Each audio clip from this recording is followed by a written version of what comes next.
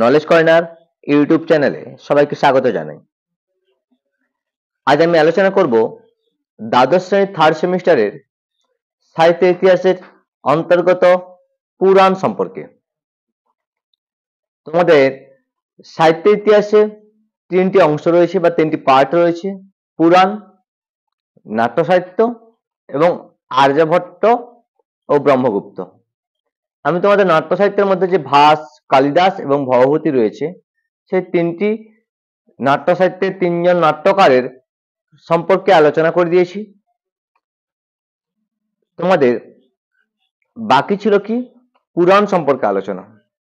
এই পুরাণ সম্পর্কে আলোচনা আমি অলরেডি লাইভ ক্লাস নিয়েছিলাম আমার হোয়াটসঅ্যাপ গ্রুপে গুগল মিটের মাধ্যমে, কিন্তু আমি তোমাদের ইউটিউবে ক্লাসটা নেইনি। তাই আমি আজ আলোচনা করব এই পুরাণ সম্পর্কে। তারপর বাকি থাকবে তোমাদের আর্যভট্ট এবং ব্রহ্মগুপ্ত, সেটা আমি একদিনে শেষ করে দেবো। দিলে তোমাদের টেক্সট কমপ্লিট হয়ে যাবে, সাহিত্যিক টেক্সট কমপ্লিট হয়ে যাবে। আমি অলরেডি তোমাদের ব্যাকরণ আলোচনা শুরু করে দিয়েছি, কারক বিভক্তির প্রথম দিনে ক্লাস শুরু করে দিয়েছি।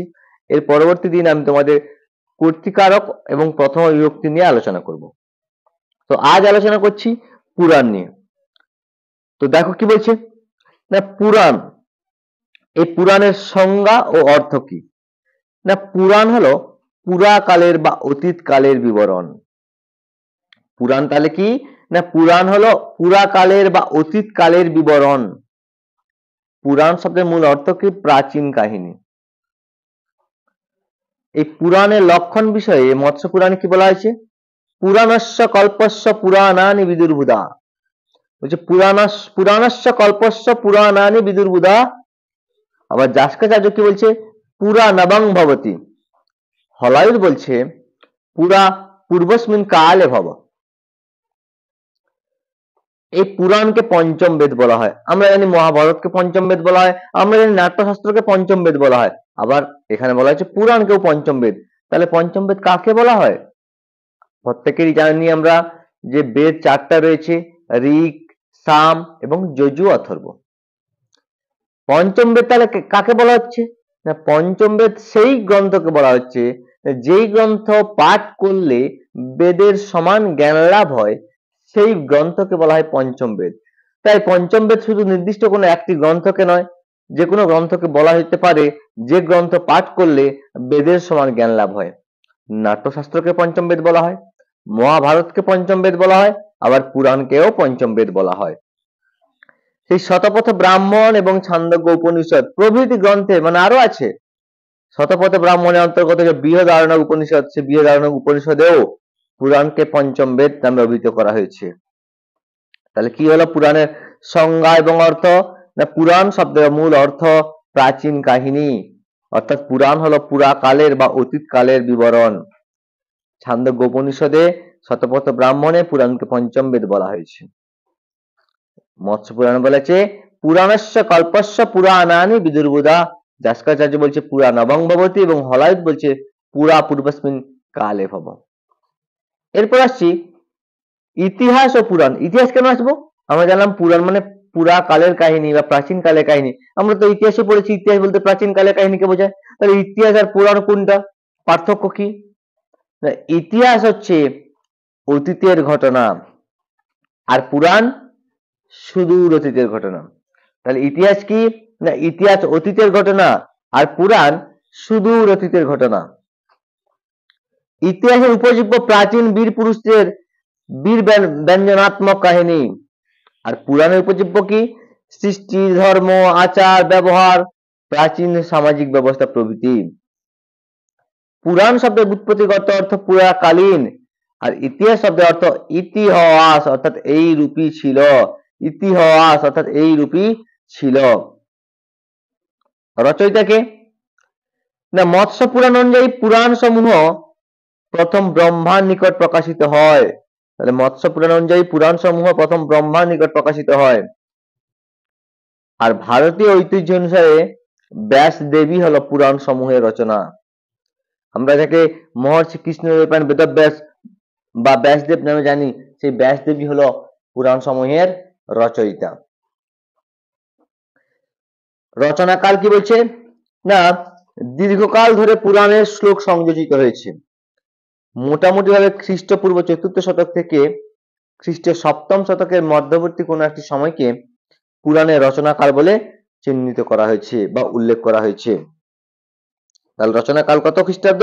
না খ্রিস্টপূর্ব 4র্থ শতক থেকে খ্রিস্টীয় 7ম শতকের মধ্যবর্তী সময়ে পুরাণের রচনা হয়েছিল।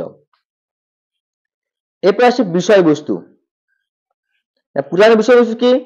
না পুরাণের মধ্যে রয়েছে সৃষ্টি, প্রলয়, দেবতাদের কথা, ঋষিদের বংশ বর্ণন, মন্বন্তর, রাজবংশের ইতিহাস, বর্ণাশ্রম বিভাগ, দেবতা প্রতিষ্ঠা, দান, তীর্থ, ব্রত, অবতার তত্ত্ব, ধর্ম, দর্শন, বাস্তুবিদ্যা, পদার্থবিদ্যা, ভূগোল, ইতিহাস, ব্যাকরণ প্রভৃতি জাগতিক বিষয় পুরাণে আলোচিত হয়েছে। আরো অন্যান্য অনেক তথ্য, অনেক বিষয় পুরাণে আলোচিত হয়েছে। পুরাণের লক্ষণ বা বৈশিষ্ট্য কি? না পুরাণের লক্ষণ প্রসঙ্গে বায়ু পুরাণ, কুর্ম পুরাণ, মৎস্য পুরাণ, বিষ্ণু পুরাণে পুরাণের 5টি লক্ষণের কথা বলা হয়েছে। অর্থাৎ বায়ু পুরাণ, কুর্ম পুরাণ, মৎস্য পুরাণ এবং বিষ্ণু পুরাণে পুরাণের 5টি লক্ষণের কথা বলা হয়েছে। কি কি? सर्गश्च प्रतिसर्गश्च वंशमन्वन्तराणि च वंशानुचरितं चैव पुराणं पंचलक्षणम। অর্থাৎ কি? পুরাণের 5টি লক্ষণ কি?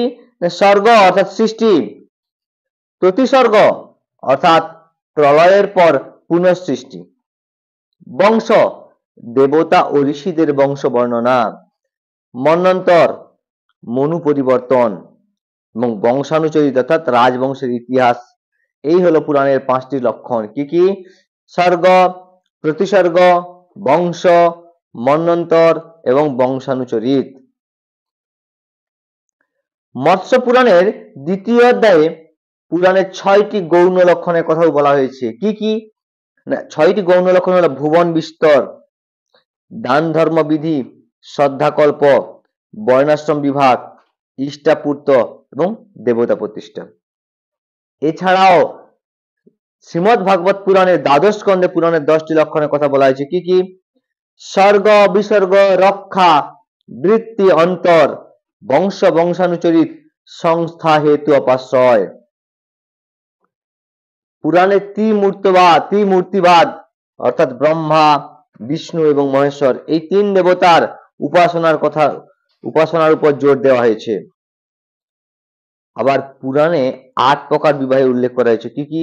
ব্রাহ্ম, দৈব, আর্য বা আর্ষ, প্রাজাপত্য, গান্ধর্ব, রাক্ষস, অসুর এবং পিশাচ এই 8 প্রকার বিবাহের উল্লেখ করা হয়েছে। দেখো কি বললাম তাহলে যে পুরাণ, তাহলে পুরাণের সংজ্ঞা অর্থ আমি একবার রিপিট করে দিচ্ছি। ইতিহাস আর পুরাণের পার্থক্য কি? না ইতিহাস হলো পুরাকালীন বা প্রাচীন কালের ঘটনা বা অতীতের ঘটনা, আর পুরাণ সুদূর অতীতের ঘটনা। পুরাণের রচয়িতাকে, পুরাণ এর রচয়িতা হচ্ছে কে? ব্যাসদেব। আর প্রথম প্রকাশিত হয় পুরাণগুলো কার কাছ থেকে? ব্রহ্মার নিকট। খ্রিস্টপূর্ব 4র্থ শতক থেকে খ্রিস্টের 7ম শতকের মধ্যবর্তী সময়ে পুরাণ সমূহ রচিত হয়েছিল। পুরাণের বিষয়বস্তু রয়েছে সৃষ্টি, প্রলয় থেকে শুরু করে অন্যান্য অনেক তথ্য পুরাণের মধ্যে রয়েছে। পুরাণের 5টি লক্ষণ, প্রধান লক্ষণ বা মুখ্য লক্ষণ 5টি: স্বর্গ, প্রতিসর্গ, বংশ, মন্বন্তর আর বংশানুচরিত। এছাড়াও 6টি গৌণ লক্ষণ এবং 12 স্কন্ধে ভগবত পুরাণের 12 স্কন্ধে 10টি লক্ষণের কথা বলা হয়েছে। পুরাণের 3টি দেবতা ব্রহ্মা, বিষ্ণু, মহেশ্বর এই 3টি দেবতার উপাসনার উপর জোর দেওয়া হয়েছে। আর পুরাণে 8 প্রকার বিবাহের কথা বলা হয়েছে। এবার হচ্ছে কি পুরাণের বিভাগ। না পুরাণের 2টি বিভাগ, মহাপুরাণ এবং উপপুরাণ। আকারে যে বৃহৎ যে পুরাণ, সেই পুরাণগুলোকে বলা হচ্ছে কি? না মহাপুরাণ। মৎস্য পুরাণের মতে পুরাণের উপভেদ বা খিল অংশ হলো উপপুরাণ। পুরাণের উপভেদ বা যে খিল অংশ সেগুলো হলো কি? উপপুরাণ। ব্রহ্মবৈবর্ত এবং ভাগবত পুরাণে সর্বপ্রথম মহাপুরাণ শব্দটি ব্যবহৃত হয়েছে। আমরা যে মহাপুরাণ জানলাম, পুরাণ 2টো ভাগের মধ্যে একটা মহাপুরাণ, সেই মহাপুরাণ সর্বপ্রথম উল্লেখ রয়েছে কোথায়? ব্রহ্মবৈবর্ত এবং ভাগবত পুরাণে।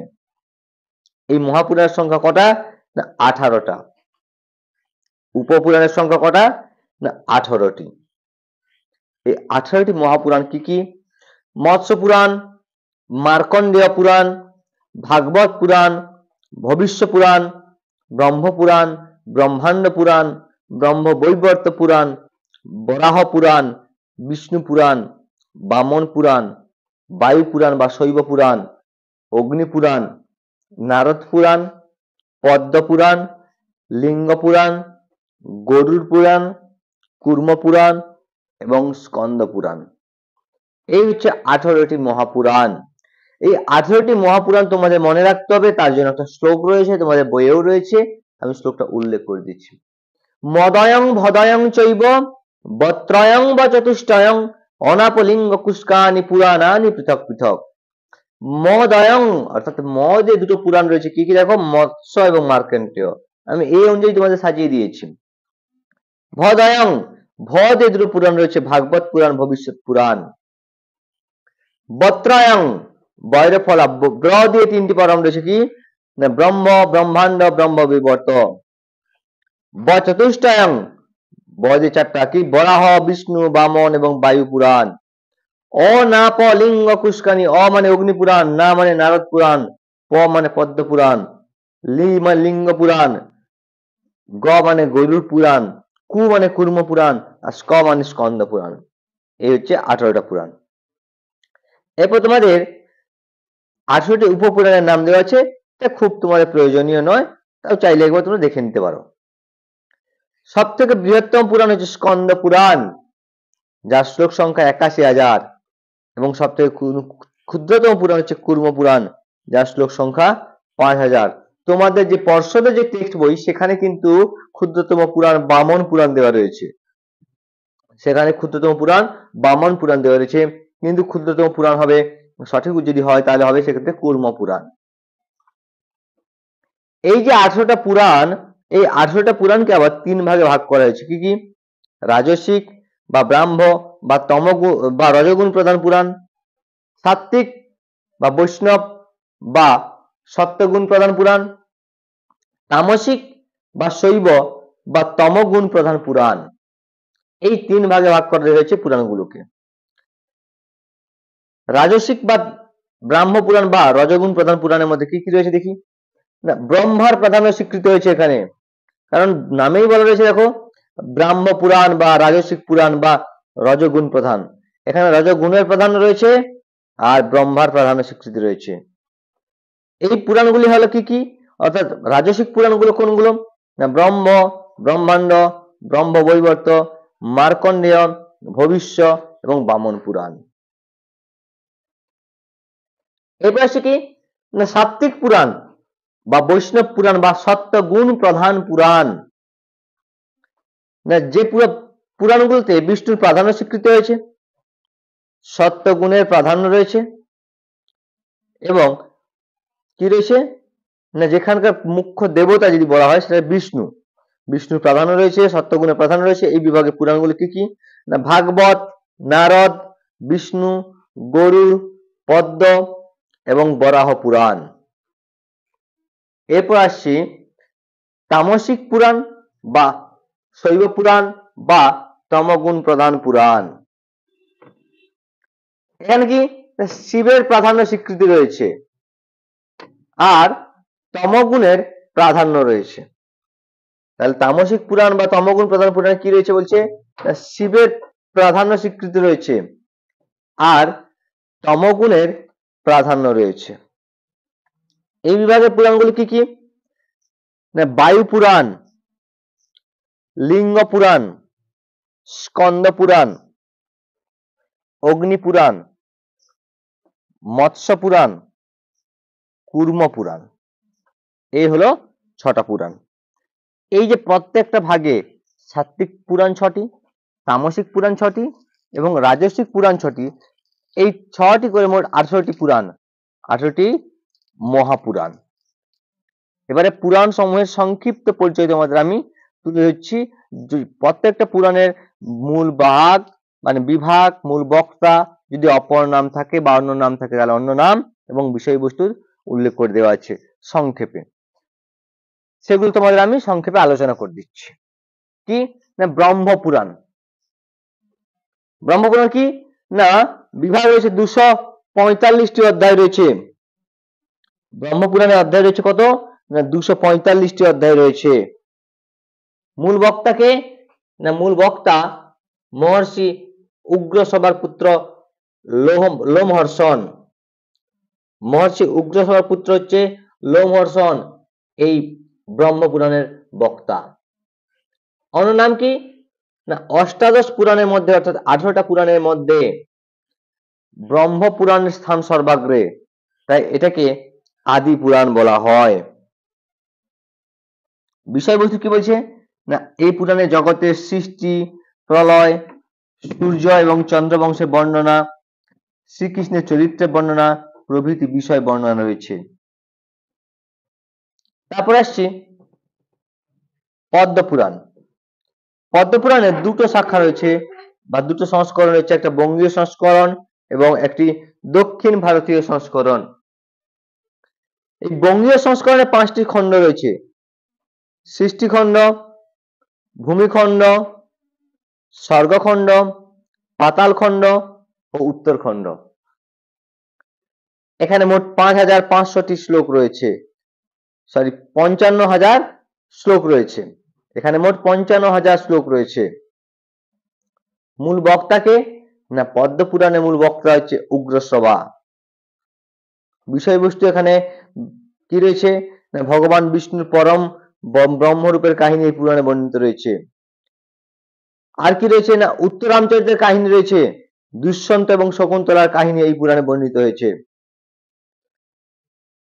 সৃষ্টি আদিতে পদ্মের উপর ব্রহ্মার আবির্ভাবের কাহিনী এই পুরাণ শুরু, তাই এই পুরাণের নাম পদ্মপুরাণ। অর্থাৎ সৃষ্টি আদিতে যে পদ্মের উপর ব্রহ্মার আবির্ভাব হয়েছিল তার কাহিনী দিয়ে এই পুরাণ যেহেতু শুরু হয়েছে, তাই এই পুরাণের নাম পদ্মপুরাণ।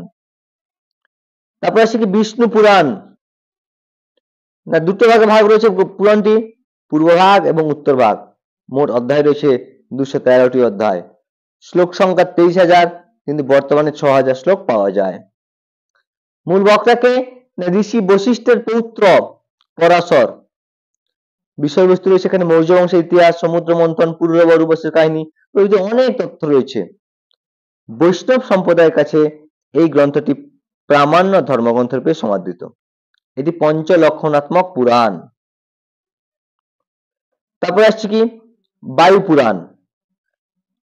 না 4টি খণ্ড বা পাদ রয়েছে: প্রক্রিয়াপাদ, অনুষঙ্গপাদ, উপোদ্ঘাতপাদ এবং উপসংহার পাদ। মোট অধ্যায় 112টি এবং শ্লোক সংখ্যা 11,000। মূল বক্তা এই বায়ু পুরাণের সুত, অপর নাম শিব পুরাণ বা শৈব পুরাণ। এটাও পঞ্চলক্ষণাত্মক পুরাণ। মৌর্য, নন্দ, শিশুনাগ, শুঙ্গ, গুপ্ত বংশ প্রভৃতি কাহিনী এই পুরাণে বর্ণিত রয়েছে। তারপর আসছে কি ভাগবত পুরাণ। মূল বক্তা বা বিভাগ কি 12টি স্কন্ধ, 335টি অধ্যায় এবং 18,000 শ্লোক। মূল বক্তা ব্যাসদেব, অন্য নাম শ্রীমদ ভাগবত পুরাণ। এবং সমস্ত পুরাণের মধ্যে এটা সবচেয়ে প্রসিদ্ধ এবং জনপ্রিয় পুরাণ। তারপরে হচ্ছে নারদ পুরাণ। এর দুটো খণ্ড, পূর্ব ভাগ উত্তর ভাগ, অধ্যায় 207টি, শ্লোক সংখ্যা 25,000। মূল বক্তাকে না সুত বা মূল বক্তা নারদ অনেকের মতে, এবং শ্রোতাবৃন্দ হচ্ছে মুনিবৃন্দ। অন্য নাম কি নারদ পুরাণের নারদীয় বা বৃহৎ নারদীয় পুরাণ। এখানেও সৃষ্টি বর্ণন, ধর্মকথা, মোক্ষের উপায় প্রভৃতি আলোচিত হয়েছে এই নারদ পুরাণে। এরপর আসছে মার্কণ্ডেয় পুরাণ, অধ্যায় 134টি এবং শ্লোক সংখ্যা 9,000, বর্তমানে প্রাপ্ত 6,900টি। মূল বক্তাকে মার্কণ্ডেয়, বিষয়বস্তু দুর্গা সপ্তশতীর উৎস। তারপর আসছে অগ্নি পুরাণ। এই পুরাণে 383টি অধ্যায় রয়েছে, শ্লোক সংখ্যা 16,000, মতান্তরে 15,000 বলছে। বশিষ্ঠ মুনির অনুরোধে অগ্নিদেবের সর্ববিদ্যা সম্পর্কিত উপদেশী অগ্নি পুরাণ, অন্য নাম আগ্নেয় পুরাণ। আর এই অগ্নি পুরাণকে সাহিত্যের বিশ্বকোষ বলা হয়, অর্থাৎ বিষ্ণুর অবতারের বর্ণনা রয়েছে, এটাকে সংস্কৃত সাহিত্যের বিশ্বকোষও বলা হয়। তারপর কি হয়েছে না ভবিষ্য পুরাণ। বিভাগ কি হয়েছে না ভবিষ্য পুরাণের 4টি পর্ব: ব্রাহ্ম, মধ্যম, প্রতিসর্গ ও উত্তর পর্ব। শ্লোক সংখ্যা কত না 14,000। পুরাণে বক্তা হলো কে ভব আর শ্রোতা মনু। তারপর আসছি ব্রহ্মবৈবর্ত পুরাণ। এরও 4টি খণ্ড, ব্রহ্মখণ্ড, প্রকৃতি খণ্ড, গণেশ খণ্ড এবং শ্রীকৃষ্ণ জন্মখণ্ড। এই পুরাণের 274টি অধ্যায় এবং 18,000 শ্লোক রয়েছে। মূল বক্তাকে নারায়ণ। অন্য নাম কি না, অন্য নাম হচ্ছে ব্রহ্মকৈবর্ত। অন্য নাম হচ্ছে ব্রহ্মকৈবর্ত। বিষয়বস্তু এখানে রাধা কৃষ্ণের বৃত্তান্ত, মঙ্গল প্রকল্পের উৎস প্রভৃতি রয়েছে এই পুরাণের বিষয়বস্তু। তারপর আছে কি লিঙ্গ পুরাণ। লিঙ্গ পুরাণের দুটো ভাগ, পূর্ব ভাগ উত্তর ভাগ। 163টি অধ্যায়, শ্লোক সংখ্যা 11,000। মূল বক্তা ব্রহ্মা। এখানে শিবের অষ্টমূর্তি যে শিব রয়েছে, সর্ব, ভব, পশুপতি, ঈশান, ভীম, রুদ্র, মহাদেব, উগ্র, এই অষ্টমূর্তি শিবের বর্ণনা রয়েছে লিঙ্গ পুরাণে। তারপরে কি বরাহ পুরাণ। এই পুরাণে 238টি অধ্যায়, শ্লোক সংখ্যা 14,000। আর অগ্নি পুরাণের মধ্যে এই পুরাণে বক্তা বিষ্ণু, কিন্তু বর্তমানে প্রচলিত বক্তা বরাহ। বিষয়বস্তু কি হচ্ছে বরাহরূপী বিষ্ণুর মাহাত্ম্য বর্ণনা রয়েছে এই বরাহ পুরাণে। তারপরে আসছি স্কন্দ পুরাণ। এর 8টি খণ্ড রয়েছে, মাহেশ্বর খণ্ড, বৈষ্ণব খণ্ড, ব্রহ্মখণ্ড, কাশী খণ্ড, অবন্তী, নাগর এবং প্রভাস ও অম্বিকা খণ্ড।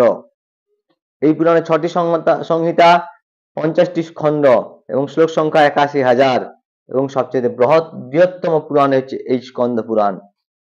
এখানে বিষয়বস্তু শিব ও বিষ্ণু একত্র প্রতিষ্ঠিত হয়েছে এবং স্কন্দ বা শিব পার্বতীর পুত্র কার্তিকেয় হচ্ছে এই পুরাণের মূল বক্তা। তারপর হচ্ছে কি না বামন পুরাণ। এই পুরাণের 2টি ভাগ, পূর্ব ভাগ এবং উত্তর ভাগ। মোট অধ্যায় 95টি, শ্লোক সংখ্যা 10,000, বর্তমানে প্রাপ্ত 6,000। মূল বক্তাকে না বামন। আর বিষয়বস্তু বিভিন্ন দেবদেবীর মাহাত্ম্য কীর্তন রয়েছে, আর অনেকের মতে এটি ক্ষুদ্রতম পুরাণ, অনেকের মতে। তারপরে আসে কি কুর্ম পুরাণ। এই পুরাণে 4টি সংহিতা, ব্রাহ্মী সংহিতা, ভাগবতী সংহিতা, সৌরী সংহিতা, বৈষ্ণবী সংহিতা। তার মধ্যে ব্রাহ্মী সংহিতা 2টো ভাগ, পূর্ব ভাগ এবং উত্তর ভাগ। আর এই পুরাণে 96টি অধ্যায় এবং শ্লোক সংখ্যা 6,000টি। ভাগবত পুরাণের মতানুসারে শ্লোক সংখ্যা আবার 17,000। মূল বক্তাকে না কুর্মরূপী ভগবান বিষ্ণু রাজা ইন্দ্রদুম্নকে উপদেশ দেন এই পুরাণে। এই পুরাণে ভারতকে যজ্ঞের দেশ বলা হয়েছে। তারপরে আছে কি মৎস্য পুরাণ।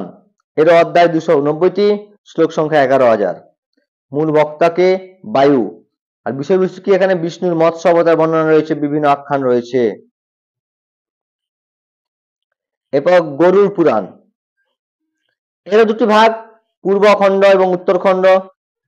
288টি অধ্যায় এবং 19,000 শ্লোক রয়েছে। এই পুরাণের 3টি খণ্ড, আচার খণ্ড, 3টি কাণ্ড, আচার কাণ্ড, ধর্মকাণ্ড এবং মোক্ষ কাণ্ড। এই পুরাণে বক্তা হলেন বিষ্ণুর বাহন গরুড়, আর শ্রোতা কাশ্যপ। কশ্যপ। তারপর বলছে কি ব্রহ্মাণ্ড পুরাণ। এই পুরাণের 4টি খণ্ড বা পাদ, প্রক্রিয়াপাত, অনুসঙ্গ, উপোদ্ঘাত এবং উপসংহার। শ্লোক সংখ্যা 12,000। আর মূল বক্তাকে ব্রহ্মা কর্তৃক উপদিষ্ট, বায়ু কর্তৃক বিবৃত এবং শ্রোতা হলেন ব্যাসদেব। তাই এই পুরাণের অপর নাম বায়বীয় ব্রহ্মাণ্ড পুরাণ। বিষয়বস্তু কি ব্রহ্ম উপদিষ্ট বায়ু এখানে বিবৃত, তীর্থের মাহাত্ম্য, গুপ্ত যুগের বর্ণনা প্রভৃতি বর্ণনা রয়েছে এই পুরাণে। তাহলে এই হলো তোমাদের 18টি পুরাণের সংক্ষেপে আলোচনা। তাহলে আমি আজকে তোমাদের যে পুরাণ, সে পুরাণের সংজ্ঞা, অর্থ আলোচনা করলাম, ইতিহাসের সঙ্গে পুরাণের পার্থক্য কি সেটা আলোচনা করলাম, পুরাণের রচনাকাল আলোচনা করলাম, পুরাণকে পঞ্চম বেদ বলা হয় কেন বলা হয় সেটাও আমি তোমাদের আলোচনা করলাম। আর কি না বিষয়বস্তু, পুরাণের লক্ষণ, মুখ্য লক্ষণ, গৌণ লক্ষণ, শ্রীমদ্ ভাগবত পুরাণের মতো লক্ষণ, এগুলো আমি আলোচনা করলাম। বৃহত্তম পুরাণ, ক্ষুদ্রতম পুরাণ, এই পুরাণগুলোকে আবার 3টি ভাগে ভাগ করা হয়েছে। কি না রাজসিক, তামসিক, সাত্ত্বিক।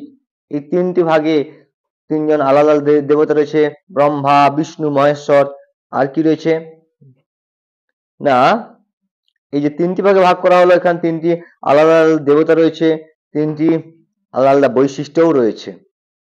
তারপর আমি তোমাদের আলোচনা করলাম যে 18টা পুরাণ, ব্রহ্ম পুরাণ, পদ্ম পুরাণ, বিষ্ণু পুরাণ, বায়ু পুরাণ, ভাগবত পুরাণ, নারদ পুরাণ, মার্কণ্ডেয় পুরাণ, অগ্নি পুরাণ, ভবিষ্য পুরাণ, বৈবর্ত পুরাণ, ব্রহ্ম বৈবর্ত পুরাণ, লিঙ্গ পুরাণ, বরাহ পুরাণ, স্কন্দ পুরাণ, বামন পুরাণ, কুর্ম পুরাণ, মৎস্য পুরাণ, গরুড় পুরাণ, ব্রহ্মাণ্ড পুরাণ। এই হচ্ছে তোমাদের 18টি পুরাণের আলোচনা। আশা করি প্রত্যেকে আজকের এই আলোচনাটা বুঝতে পেরেছো। বুঝতে পেরে থাকলে লাইক, কমেন্ট এবং শেয়ার করে দিও। যদি কারো কোনো অসুবিধা হয় অবশ্যই আমাকে কমেন্টে জানিও।